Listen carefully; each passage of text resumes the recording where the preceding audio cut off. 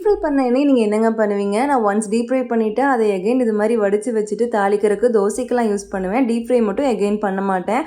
அது மாதிரி பண்ணும்போது இது மாதிரி ஃபில்டர் பண்ணுறதுக்குலாம் ரொம்ப சிரமமாக இருக்குங்க. அதுக்காகவே இந்த ப்ராடக்ட் வாங்கினேன். ஏன்னா அது 2, 3 பாட்டில் எடுத்து வச்சுக்கிட்டு சல்லடையிலலாம் ஃபுல்லாக வந்து சிந்திருங்க. ஆனால் இது வந்து எல்லா செட்டப்பும் ஒரே இடத்துல வருது. அதில் பார்த்தீங்கன்னா இந்த ப்ராடக்ட்டில் இது மாதிரி ஒரு ஜக்கு, கீழே வைக்கிறக்கு ஒரு பிளேட்டு, மேலே வந்து ஸ்ட்ரெயினர் எல்லாமே கொடுத்துருவாங்க. இது ரொம்ப யூஸ்ஃபுல்லாக இருந்ததுங்க. தனியாக நான் அதிகமாக டீப் ஃப்ரை பண்ணுறது இல்லைங்காட்டி இந்த அளவு எனக்கு கரெக்டாக இருக்கும். குவாலிட்டியுமே சூப்பராக இருந்ததுங்க. நான் கூட ஸ்ட்ராங்காக இருக்கோதோன்னு நினச்சேன். நல்லாவே ஸ்ட்ராங்காக கொடுத்துருக்குறாங்க. ஹேண்டில் எல்லாமே பார்க்க சூப்பராக இருக்குது. இது மாதிரி வடிச்சோம்னா கசடெல்லாம் மேலேயே நின்றுக்கும். உள்ளுக்குள்ளே கொஞ்சம் கூட அந்த கசடு போகிறது இல்லைங்க. காட்டுறேன் பாருங்கள். இந்தளவு ஃபில்டர் ஆயிரும். நம்ம வேணும்னா இதை கொஞ்ச நேரம் நல்லா வடிஞ்சதுக்கப்புறம் அந்த கசடை மட்டும் டிஷ்யூ பேப்பரில் தொடச்சிட்டு மறுபடியும் செட் பண்ணி வச்சிடலாம். நம்ம கிச்சனில் எல்லாமே ஸ்டெயின்லெஸ் ஸ்டீல் பாத்திரம் தாங்க. அதனால இந்த ஆயில் ஸ்ட்ரெயினர் சூப்பராக பொருந்திக்கிச்சு.